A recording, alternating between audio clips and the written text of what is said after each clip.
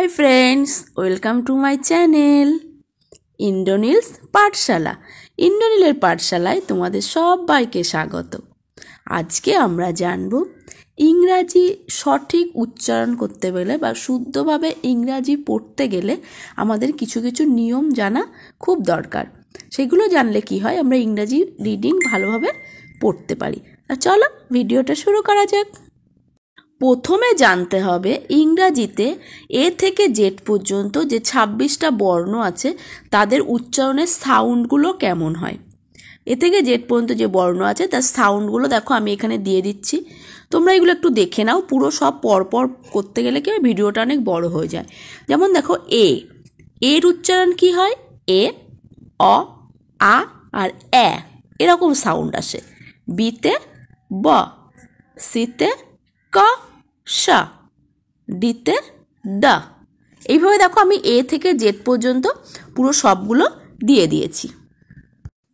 তারপর জানবো বাংলা যে অক্ষরগুলো আছে সেই অক্ষরগুলোর জন্য ইংরাজির কোন অক্ষরকে আমরা ব্যবহার করব, মানে বাংলা অক্ষরগুলো লেখার জন্য আমরা ইংরাজি কি অক্ষর ব্যবহার করব।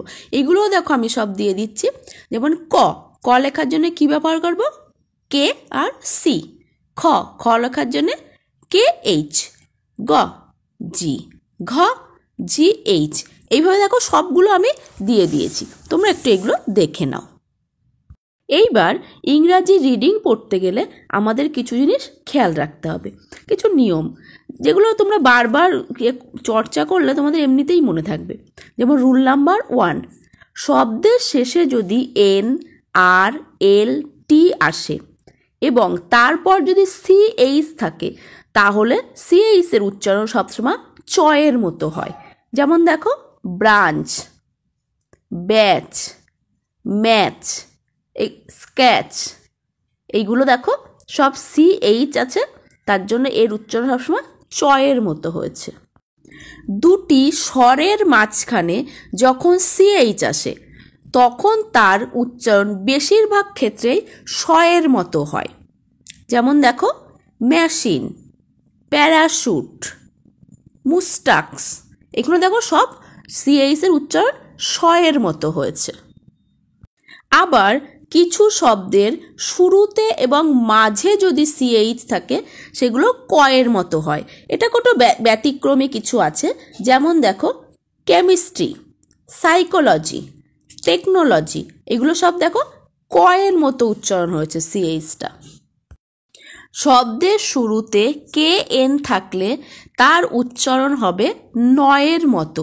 এখানে কে উচ্চারিত হবে না বা কে অনুচ্চারিত থাকবে। যেমন দেখো নলেজ, নি, নো ইত্যাদি। ডাব্লু এর পরে এইচ বা আর থাকলে ডাব্লুর উচ্চারণ হয় না। যেমন দেখো রাইট, রং, হু, রেসলিং ইত্যাদি। ইংরাজিতে কোনো শব্দের শেষে ই থাকলে ই এর উচ্চারণ হয় না। যেমন দেখো নেম, কাম, টেক, ফেক ইত্যাদি। এম এবং বি কোনো শব্দে পর পর থাকলে এবং বি এর পরে যদি কোনো ভায়োল না থাকে তাহলে বি এর উচ্চারণ হয় না, কিন্তু কনসোনান্ট থাকলে বি এর উচ্চারণ হয়। এবার এখানে এক্সাম্পল দেখো বম, কম, থাম, থামনেল, এখানে দেখো কোথাও কিন্তু বি এর উচ্চারণ হয়নি। শব্দে টি থাকলে টি এর পরে যদি ইউ থাকে তাহলে টি এর উচ্চারণ চয়ের মতো হয়। এক্সাম্পল দেখো লেকচার, সেঞ্চুরি, ফার্নিচার ইত্যাদি।